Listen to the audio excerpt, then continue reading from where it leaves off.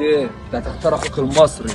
ليش تختار المصري يا ابو طويله يا اهبل؟ تختار السعودي السعر العربي. ليش تختار السعودي؟ هو سعودي معي فلوس، معي مصاري، معي قصور. ايه، مع مطوه، مع قصافه، مع سلاح. ايش هذا بيئه؟ والله اكره المصريين. اشوفك ارجع اصطفرك. قال انت عبيط انت اخويا يعني. اختاري يا وجه البورس، اختاري. اختار اكيد تختار اخوك المصري، يعني اللي قاعد معاك 24 ساعه. اللي معي لكن ده- مصاري. هذه السياره ملكي، يركبها هذا الجرسون حقي، يركب هذه السياره.